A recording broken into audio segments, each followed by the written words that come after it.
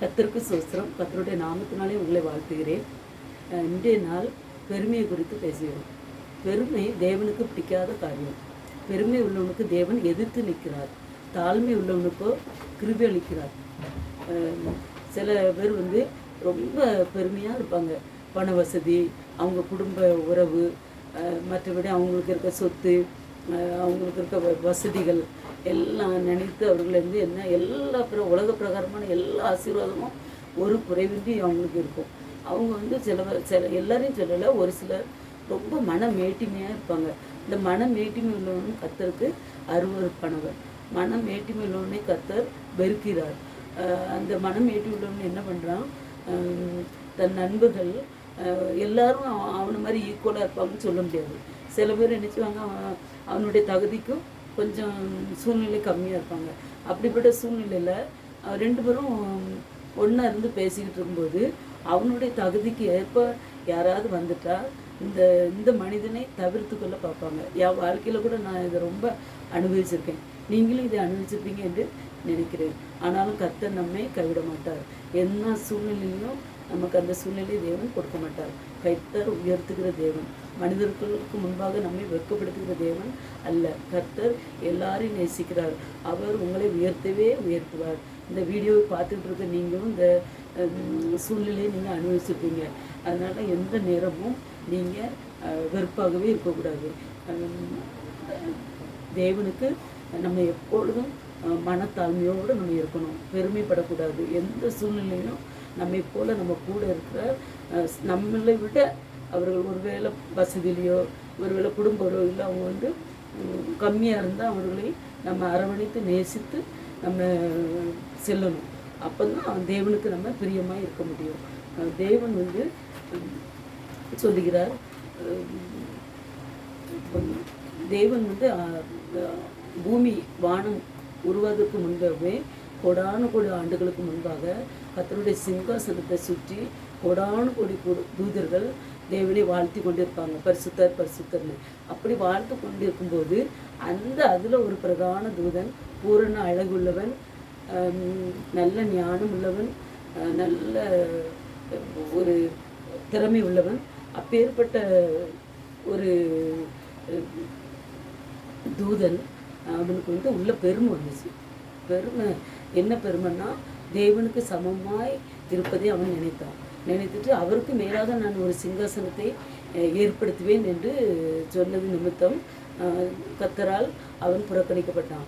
அவன் மட்டும் பூமியில் பாதாளத்தில் தள்ளப்படலை. அவன் கூட 1/3 தூதர்களும் தள்ளப்பட்டார்கள். இந்த தள்ளப்பட்ட தூதர்கள் தான் இப்பொழுது பிசாசுகளாக சாத்தான்களாக தேவனுக்கு நாம் பிரியமாக இல்லாதபடி நம்முடைய வாழ்க்கையை சீர்குலைத்து எப்படியாவது அந்த பரலோக ராஜ்யத்துக்கு நம்ம செல்ல முடியாதபடி அநேக குழப்பங்களையும் அநேக பாவங்களையும் நமக்கு புகுத்தி நம்மளை சமாதானம் இல்லாமல் கொண்டு வருகிறவன். ஒருவேளை சில நேரம் உலக பிரகாரமாக இருக்கிறவங்க நல்லா ஆசீர்வதிக்கப்பட்டவங்களாக இருப்பாங்க. ஆனாலும் அந்த நம்ம கிறிஸ்தவங்க நம்ம ஆண்டவரை பற்றிக்கணும்னு நினைப்போம். நம்ம ஏன் அந்த வறுமையில் இருக்கோம் அப்படின்னு நினைக்கலாம். ஆனால் தேவன் அப்படிப்பட்டவர் அல்ல. எல்லாரையும் ஆசீர்வதிக்க தேவன். அவர் துன்மார்க்கனை நீதிமானை எல்லாரையும் அவர் நேசிக்கிற தேவன், பச்சைப்பாதம் இல்லாத தேவன். அதனால நீங்கள் வருத்தப்படாதீங்க. எந்த சூழ்நிலையும் பெருமை கொள்ளாதபடி தேவனை இறுக்கமாய் பற்றி கொள்ளுங்கள். பற்றி கொள்ளும்போது தேவன் நம்மளை ஆசீர்வதிப்பார். அழிவுக்கு முன்னானது அகந்தை, விழுதலுக்கு முன்னானது மனம் வேட்டிமை. அதனால் நம்ம எப்பொழுதும் மன வேட்டிமை உள்ளவர்களாக இருக்கக்கூடாது. மன வேட்டிமை கர்த்தருக்கு அருவருப்பானது. அவர் மன வேட்டிமை உள்ளவனே அருவருக்கிறார். பெருநெஞ்சு உள்ளவனையும் கர்த்தர் அருவருக்கிறார். தேவன் பெருமை உள்ளவர்களுக்கு எதிர்த்து நிற்கிறார். தாழ்மை உள்ளவர்களுக்கோ கிருபை அளிக்கிற தேவனாக இருக்கிறார். அதனால் நம்ம என்ன செய்யணும், பெருமைப்படக்கூடாது. தேவனுடைய ஒரே குமாரனாகிய நம்முடைய நாதர் இயேசு கிறிஸ்து இந்த உலகத்துக்கு, இந்த பூமிக்கு பிதாவினுடைய ஒரே குமாரனாக இருந்தோம். அவர் இந்த பூமிக்கு அனுப்பப்பட்டது அவர் தேவனுக்கு சமமாக இருப்பதை அவர் கொள்ளையாடின பொருளாக எண்ணாமல் தம்மை தாமே வெறுத்து சிலுவையில் ஒப்பு கொடுத்தார். அவருக்கு இருக்க தாழ்மை நம்மகிட்ட இல்லை. அவர் தேவனுடைய ஒரே குமாரன். அவர் எல்லா அதிசயங்களையும் செய்தவர், மரணத்தை ஜெயித்தவர். இந்த உலகத்தில் அவர் மரணம் மாணவர்களை கூட உயிரோடு எழுப்பினார். அவர் செய்யாத அற்புதங்களே இல்லை. இல்லாதவர்களை இருந்து உண்டு பண்ணுகிற தேவன். அப்பேற்பட்ட தேவனே அவர் தாழ்மையாக இருந்தார். அந்த தாழ்மையை நம்ம தேவனிடத்துலேருந்து நம்ம கற்றுக்கொள்ளணும். எந்த சூழ்நிலையும் நம்ம மனம் மேட்டிமையாக இருக்கவே கூடாது. இந்த உலக பிரகாரமான சூழ்நிலையில் சில நேரங்களில் ஒருவேளை பதவி உயர்வு, நம்ம வேலை, அது நிமித்தமாக மனம் மேட்டிமை இருந்தாலும் தேவனிடத்தில் மன்னிப்பு கேட்டு நம்ம அந்த கத்தருக்குள்ளே நம்ம வரணும். சிலவங்க நடையிலே நம்ம கண்டுபிடிச்சிடலாம். ரொம்ப கௌரவமாக இருப்பாங்க. நகை நிறைய இருக்குது, பணம் இருக்குது, படிப்பு இருக்குது, என்னை விட சிறந்தவன் இந்த உலகத்தில் யார், எனக்கு எல்லாம் தெரியும், எல்லா அறிவும் எனக்கு இருக்குது என்று நினைப்பவர்கள் உண்டு. ஆனாலும் தேவன் சிறுமியானவர்களை தான் அவர் நேசிக்கிற தேவனாக இருக்கிறார். அவர் எளிமையானவர்களுக்கும் பேதைகளுக்கும் ஞானத்தை அளிக்கிற தேவன். அந்த தாவீது ராஜா பாருங்க, அந்த கரவல் ஆடுகளின் பின்னால் இருந்தவரை ராஜாவாக உயர்த்தினார். வேதத்தில் நம்ம அநேக காரியங்களை குறித்து நம்ம பார்க்கிறோம். அநேக காரியங்களில் தேவன் ரொம்ப தாழ்ந்திருந்தவங்களை தான் தேவன் உயர்த்தினார். அவரால் எல்லாம் கூடும். அவரால் கூடாத காரியம் கொஞ்சமே இல்லை. கர்த்தர் நல்லவர். அதனால் நம்ம என்ன செய்யணும்? பெருமையாக இல்லாதபடி நம்ம சக மனிதர்களை நம்ம நேசிக்கணும். எந்த சூழ்நிலைகளும் எந்த யாரையும் நம்ம வெறுத்து விடக்கூடாது. ஒருவேளை அவர்கள் ஏதாவது கஷ்டமான சூழ்நிலையில் இருந்தாலும் நம்ம அவர்களுக்காக ஜெபிக்கணும். ஒருவேளை நம்மளால் ஏதாவது கொடுத்து உதவ முடிந்தால் கொடுத்து உதவணும். அப்படி இல்லைன்னா நம்ம அவர்களுக்காக ஜெபிக்க வேண்டும். ஜெபத்தை விரும்புகிற தேவன். அவர் எல்லாவற்றையும் செய்கிற தேவனாக இருக்கிறார். அவர் ரட்சிக்கிற தேவன்.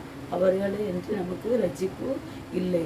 இந்த உலகத்தில் நம்ம எப்பேற்பட்ட சூழ்நிலை இருந்தாலும் நம்ம குடும்ப உறவில் ஒருவேளை சகோதர சகோதரிகள் இல்லை ஒருத்தர் நல்ல வசதியாக இருப்பாங்க, சில பேர் கஷ்டத்தின் சூழ்நிலையில் இருப்பாங்க. அதனால் சகோதரர்களுக்குள்ளே பெருமை பாராட்டுபவர்களும் உண்டு. சில பேர் சகோதரர்கள் கூட அவன் என்ன சூழ்நிலையில் இருக்கான், அவன்கிட்ட நான் ஏன் பேசணும் என்று பேசாமல் இருக்கிறவர்களும் உண்டு. அந்த சொந்த சகோதரர்களே அந்த பண திமிரு நிமித்தம் பகைக்கிறவர்களும் உண்டு. இதெல்லாம் தேவன் பார்த்து கொண்டிருக்கிறார். ஒருவேளை நமக்கு அருமையானவர்கள் சில பேர் நோயினால் கஷ்டப்பட்டுக்கிட்டு இருப்பாங்க. சில நேரம் எல்லா பணத்தையும் இழந்து அவர்கள் ரொம்ப சூழ்நிலைகள் ரொம்ப வேதனையாக இருக்கும். அப்படிப்பட்ட சூழ்நிலையில் நம்ம அவர்களுக்காக ஜெபிக்க வேண்டும். கர்த்தர் இதை விரும்புகிறார். இதை கேட்டுக்கொண்டிருக்கிற ஒவ்வொரு பிள்ளைகளையும் நான் கர்த்தருக்குள்ளே விசுவாசிக்கிறேன். நீங்கள் எந்த சூழ்நிலையில் இருந்தாலும் தேவனிடத்தில் உங்கள் சூழ்நிலையை ஒப்பு கொடுங்க. நீங்கள் தாழ்மையாக இருக்கும்போது தேவன் உங்களை உயர்த்துகிற தேவனாக இருக்கிறார். அவர் நம்ம இந்த உலகத்தில் நம்ம இருக்கோம். அப்போ அவருடைய கிருபையினால தான் நம்ம நிலைமை இருக்கிறோம். அவருடைய தயவுனால தான் நம்ம இதுவரைக்கும் நம்ம வாழ்ந்து கொண்டு இருக்கிறோம். நம்முடைய சூழ்நிலைகள் எல்லாம் அவருக்கு தெரியும். எப்பேற்பட்ட சூழ்நிலையிலும் நம்ம காக்கிற தேவன் அவர். அதனால் நம்ம சுய பலத்தினாலோ, நம்ம படிப்பினாலோ, நம்ம அறிவினாலோ, நம்ம பணத்தினாலோ, நம்ம வசதினாலோ, ஒருவேளை நம்முடைய நண்பர்களின் உதவினாலோ, நம்ம குடும்ப உறவுகள்னாலோ, நம்ம சொந்த பந்தங்கள்னாலோ நம்ம நல்லா இருக்கும் என்று ஒருபோதும் நினைக்கக்கூடாது. கர்த்தர் தான் நமக்கு துணையாக இருக்கணும். அவர் நமக்கு துணையாக இருந்தால் நமக்கு வாழ்க்கையில் எப்பொழுதும் வெற்றி தான். உங்களில் கூட சில பேர் இதை கேட்டுக்கொண்டிருப்பீங்க. ஒருவேளை மனிதனால் நீங்கள் புறக்கணிக்கப்படலாம். ஆனால் கர்த்தர் ஒருபோதும் உங்களை புறக்கணியார். அவரிடத்தில் உங்கள் விண்ணப்பங்களை கேளுங்கள். உங்களுடைய சூழ்நிலைகளை அவரிடத்தில் சொல்லுங்கள். அவர் உங்களுக்கு எல்லா காரியங்களையும் நேர்த்தியாக செய்வார். சில பேர் வேலை கூட இல்லாமல் இருக்கலாம். குடும்பத்தை எப்படி நான் கவனிக்க போகிறேன், எந்த சூழ்நிலையில் நான் இருக்கேன், நான் என்ன ஸ்கூலில் பிள்ளைங்களுக்கு ஃபீஸ் கட்டணுமே, நான் எப்படி என் வாழ்க்கையை நான் கடத்துவேன் என்று சூழ்நிலையில் இருக்கலாம். தேவன் உங்கள் மேல் கண்ணோக்கமாக இருக்கிறார். தேவனிடத்தில் நீங்கள் உங்களை தாழ்மையோடு ஒப்பு கொடுங்கள். அந்த பரிசேனும் ஆயக்காரனும் தேவாலயத்தில் போய் ஜெபிக்க போகிறாங்க.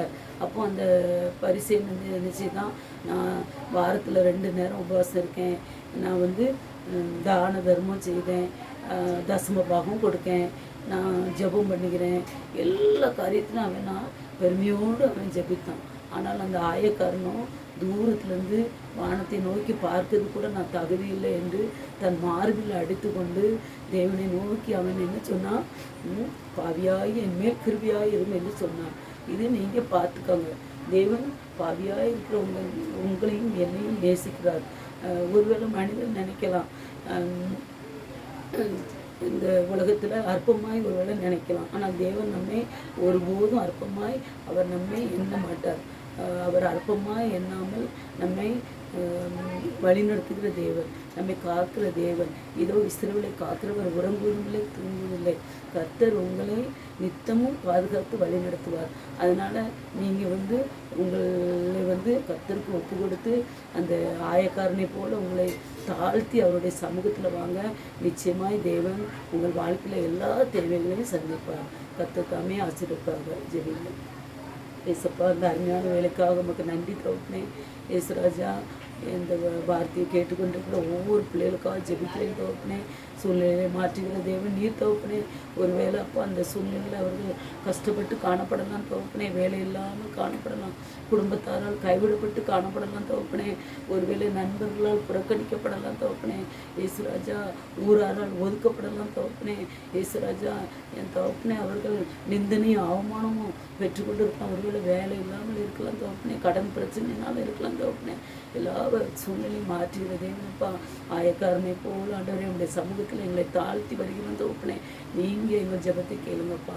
இந்த ஜெபத்தில் ஆண்டவரே இந்த வீடியோவை பார்த்து கொண்டிருக்கிற ஒவ்வொரு பிள்ளைங்களும் ஆசீர்வதிங்கப்பா. எல்லா சூழ்நிலையும் மாற்றி ஆண்டவரே அவர்களை வெற்றி கழிப்பாக்குங்கப்பா. ஆண்டவரே நீர் சொல்ல ஆகும், நீர் கட்டளையிட நிற்கும் தகப்பனே. இயேசுராஜா, பிள்ளைகளை காத்துக்கொள்ளுங்க. நம்முடைய கிருபைக்குள்ள மூடி மறைத்துக் கொள்ளுங்க. இயேசு கிறிஸ்து நாமத்தினால் ஜெபிக்கிறேன் பிதாவே. ஆமேன், ஆமேன், ஆமேன்.